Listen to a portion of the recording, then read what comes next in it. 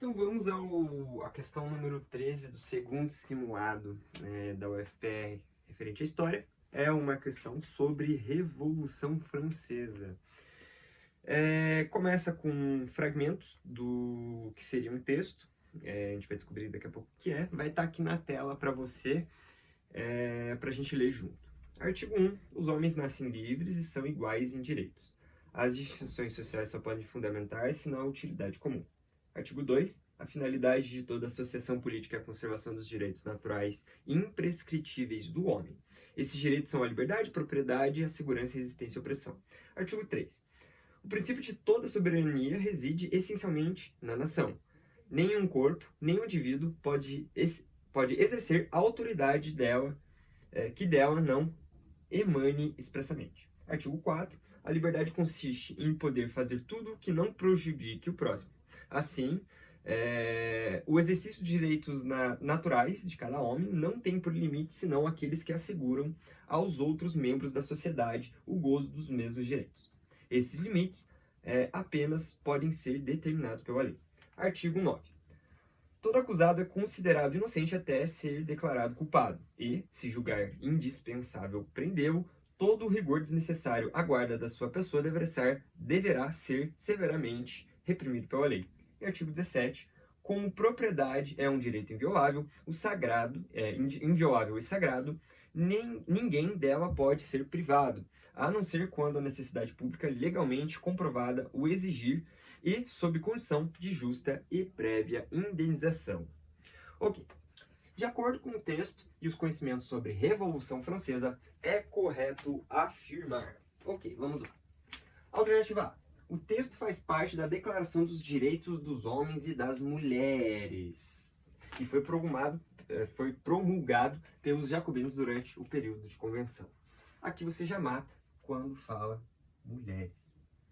Porque a gente sabe que era uma sociedade machista, era uma sociedade patriarcal.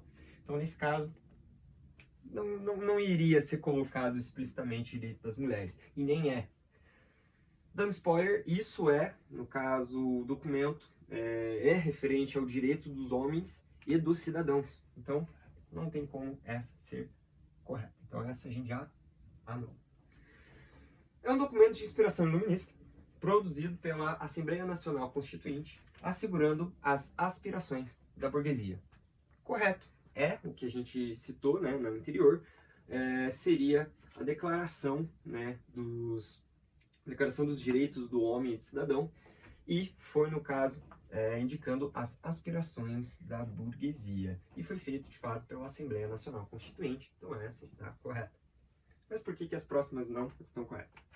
Trata-se do Código Civil dos Franceses, outorgado por Napoleão Bonaparte, alternativa C. Não é um código civil, né? Não está falando de leis, está falando de direitos, né? Seria uma aspiração. Então, no caso, isso foi feito antes de Napoleão. Então, nesse caso, não teria como ser a alternativa C.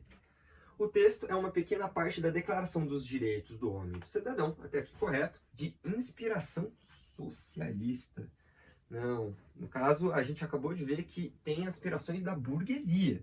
Então, é totalmente contrário ao que seria o socialismo, né? Que seria contrário à burguesia. Então, nesse caso, não tem como, é anacrônico, tá errado, e eu não sei nem quem que é esse cara.